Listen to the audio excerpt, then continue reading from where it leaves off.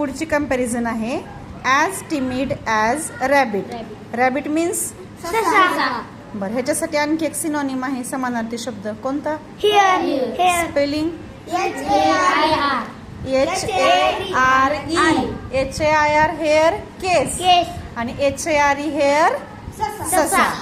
पुढचा शब्द आहे ॲज हंबल ॲज काऊ. काऊ म्हणजे काय?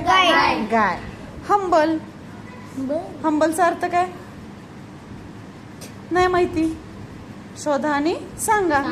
एक शब्द तुमच्यासाठी. As hot as chilli. Chilli means मिरची. मिरची. आवडते का खायला? नाही आवडत. बरं ठीक आहे. आता हॉटचा एक अर्थ गरम आणि आपण इथं तिखट या अर्थाने घ्यायचंय. ॲज हॉट ॲज चिली, मिरची सारखा तिखट किंवा गरम. As dirty as a pig. Pig means तुमचं फेवरेट ॲनिमल ना? नाही का? As dirty. डर्टी म्हणजे बरं, डर्टीच्या अपोजिट काय आहे? क्लीन. बरोबर. As strong as a bull. Boule म्हणजे बैल. ह्याच्यासाठी आणखी एक शब्द आहे ऑक्स. तर बैलासारखा स्ट्रॉंग. स्ट्रॉंग मीन्स मजबूत. पुढचा शब्द आहे as white as cotton. Cotton means कपडा नाही, कापूस.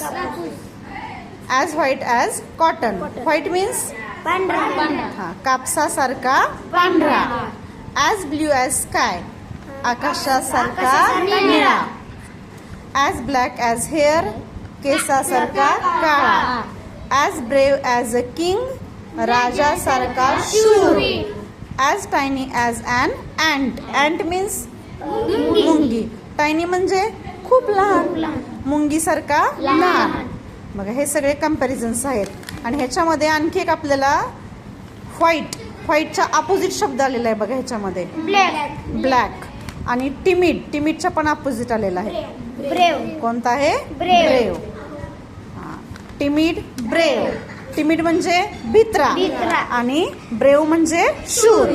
ब्लॅक काळा आणि व्हाईट पांढरा.